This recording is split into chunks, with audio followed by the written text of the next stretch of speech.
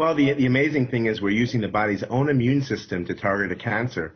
And what could be more specific than the immune system? And we know that when we generate immunity, it's also durable. It lasts for a long time.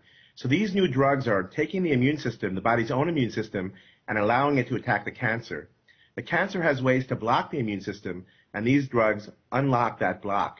And the results that we've seen here at the American Society of Clinical Oncology meeting are extraordinary.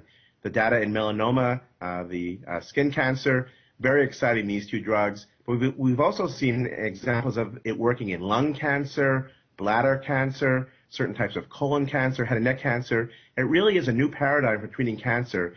And certainly it's great news for the patients. And the academic and community oncologists here at the meeting are all working now to try to even help more patients with this type of new technology.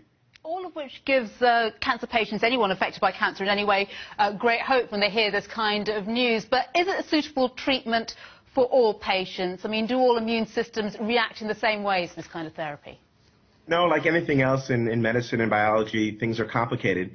But the good thing is it's working for a large proportion of patients in melanoma, for example, in lung cancer. We heard 2 studies at this meeting for 2 different types of lung cancer, squamous and non-squamous lung cancer.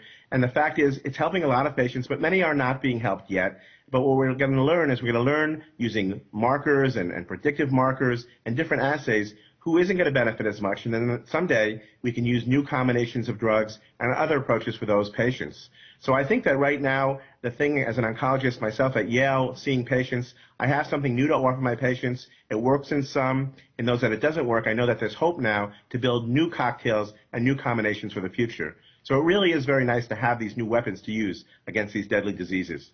Well, given how much work there is still to be done, I mean, this sounds incredibly hopeful, but can we realistically hope that it will replace other more conventional forms of therapy within a few years?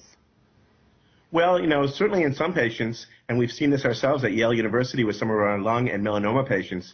Actually, this is where some of those initial studies were done. We've actually seen some patients who are alive 3-4 years later who have gotten the drugs, and they've been able to replace chemotherapy. But for many, it's going to be used in conjunction with chemotherapy, in conjunction with some of the new molecular therapies. So really, all of these things need to be tested, and that's why we meet every year at these large cancer meetings and present our data, and then we go back home and we try to work on these drugs and these trials.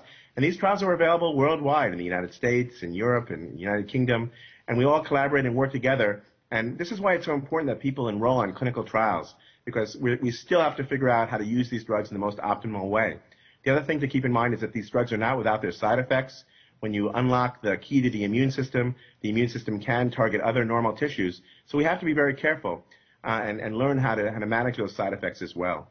And on top of that, of course, there's the cost of these drugs as well, because at the moment, the drugs that are available cost tens, if not hundreds of thousands of pounds. Can you really see them being used on a large scale? Well, that certainly is an issue. But then again, you look at the cost of some of the standard drugs that don't work and don't work as well, and the toxicities that they cause, the need for hospitalizations. You look at the economic benefit of people in the prime of their lives now being able to function. Certainly, there is a cost in terms of money, but the cost in terms of quality of life, that's a positive. It's a positive benefit. So I would hope that we'll find ways to use these drugs. But that's why it's so important for us to understand who they should work in and who they work in best and who need other therapies so that we can really maximize the benefit, because they are, of course, expensive drugs. You're absolutely right.